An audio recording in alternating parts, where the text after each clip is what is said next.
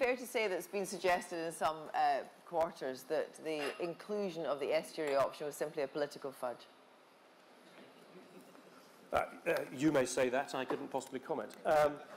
It was going to be, but the point is, I was very clear about, and curiously, I say what I mean and mean what I say. And that is that when we looked at it, we said, can we either sensibly and prudently rule this in or sensibly and prudently rule this out? And we concluded that we could do neither based on the information that we had at our disposal. And what we absolutely want to do, need to do in this process is ensure that all the decisions we make are defensible and soundly based. And that is why we are doing the additional work in order to ensure that when we eventually make a decision on this, it is soundly based and is not vulnerable to challenge. People will no doubt try to challenge whatever we say, but we wanted to be in a position where we felt that what we said was robust to challenge, and at this point, we don't think we are in that state. There's questions in the audience here, and then I've got a couple more questions. Yes, the young woman, could you please say who you are? Sure. Alex Wynne from New Civil Engineer magazine. The research-led projects that you'll be doing about the estuary option, it sounds like a lot of work that maybe scheme promoters will be doing on the other projects. Is this not an unfair advantage? I don't think so, because the estuary option, were it to be shortlisted, will have to go through the same process as the others. We have been very scrupulous about that, and we have taken legal advice on this, and the legal advice suggests that what we are doing is defensible and that there will be a level playing field for all options. Just on the question, one of the criteria, excuse me, on noise, the Mayor has been very critical because, of course, the noise issue is radically different from the different proposals, and Heathrow is really the worst. Yes, that's obvious, and I don't think Heathrow would attempt to hide that.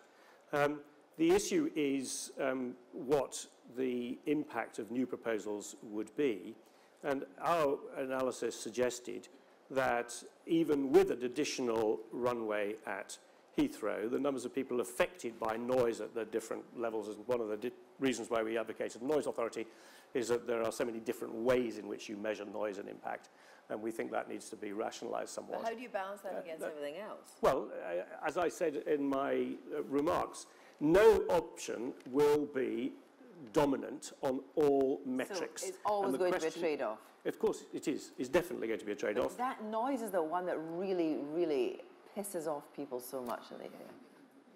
Yes, I wouldn't use such demotic language, which may be in the BBC's style guide, but isn't in mine. It does, but of course, one of the reasons why we have an airport commission looking at this nationally is, of course, that there are significant disbenefits to other people if you put airports a long way away. So, for example, if you put the airport way out in the middle of the North Sea, then it's very inconvenient for all of those people who have to go to it. So they are inconvenienced in a different way from the people who are inconvenienced by the noise, but these are to be balanced. Question there, and then there's a gentleman with a white shirt on over there. Yes. Thank you. My name is John Stewart. I chair HACAN, which represents the residents under the Heathrow flight paths. So it's a follow-up on your question on noise. So Howard, as you know, we are very sceptical of using the metric, the 57 decibel contour, because we don't think it accurately reflects the number of people affected by noise. Are you going to be looking at this critically when you appraise the options? Yes, we will, and we have suggested in the appraisal framework that proposers do include information on a number of different metrics. And as you know, John, we also believe in a noise authority would help us clarify this debate somewhat. So I very much hope that you'll support our view that there should be a noise authority and press the government to agree to that. Okay, gentleman with the white shirt on, and we need a second mic handler, please. It's Graham Mason from Newcastle Airport. We welcome the recognition you've given to regional connectivity, and we look forward to hearing the detail of how the Heathrow and Gatwick options will benefit the UK regions. But my question is, now that the interim report is published, what is your degree of confidence that the politicians will pick the baton up from you and deliver at the end of this process? Thank you. My team, Manchester City, enjoyed their flight in and out of Newcastle last week. I thought you'd be pleased to hear that. I can't give you a definitive answer on that, but my sense is that the appreciation of the need to do something is growing. Now, that's just my sense, and certainly if you look at the reaction to the interim report, I mean, there were a few people who said this is nonsense, we don't need to do anything, but on the whole, I think they were quite few, and I think there was a realization that there will be a big decision to come. Now, of course, how that decision will be made, if you could tell me what the complexion of the House of Commons will be at the end of May 2015, maybe I could more easily answer your question, but that's something that's imponderable. Gentleman at the back there, and then the woman on the far left. Adam Dutton from the RSPB. Your position on climate change seems to be to rely on regulatory processes to maintain emissions within the required level. That requires quite significant costs to be placed on aviation through regulatory means, and it's hard to be quite so confident that the government will be willing to do that. I was just wondering how, especially given the way that the ETS has been working, I was just wondering if the people in this room might consider not campaigning quite so hard against those increases when they're necessary in the future, and how confident you might be that those regulatory burdens will be cranked up in the necessary. Thank you. Yeah. Well, it's a good and interesting question. I can't answer for everybody in the room, but we did try to set out in the report what the implications in terms of carbon pricing and therefore of flight pricing would be of maintaining this growth within the framework set by the Climate Change Committee.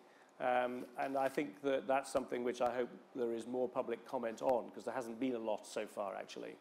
You know, this is a fairly aggressive approach, actually, in terms of what we think that the carbon price implied by maintaining this constraint is. But I have to say that at the Commission, you know, we believe we must take as a starting point what is our legislated commitment in this country, and that's what it is. We also need to take account of such international developments as there are, but they are not yet concrete enough, as you know well, to be easy to rely on. And therefore we had to look and drop out of that what the carbon price implications would be of maintaining aviation growth within that framework. And I hope there's more debate about that in phase 2. Okay, unfortunately, to keep to time, there's one final question from the woman on the far left. Thank you. Is it working? Yes, thank you. It is. Friends of the Earth London campaigner. I'm worried to hear the trade-off phrase, because environmental limits, we can't have trade-offs. I mean, the climate requirements are absolute, and it's worrying to see other sectors washing their hands of potential responsibility at individual scheme levels, like on roads. But on air pollution, EU legal limits are absolute, and Heathrow is in an area way over EU limits on NO2 at the moment, and could end up having drastic other measures needing. So I can't see how Heathrow could be in the mix at the moment. Thank you. Well, you're right to point out that there are areas where there are absolutes and there are areas where there are trade-offs. I mean, when I answered the trade-off question, that was in relation to noise, where I believe that is the case, that there is a trade-off needed there. Certainly there are absolutes on air quality. The previous 2003 white paper recognised that. And there are some absolutes on the Natura 2000 sites as to whether you can get permission to develop in those areas, and that's something we're going to have to be looking at in relation to the estuary in particular. So you're right to say that the environmental, broadly defined implications are, some of them absolute and some of them are where where trade-offs are legitimate. Zahara, thank you very much for being so frank and candid this morning. Thank you very much indeed.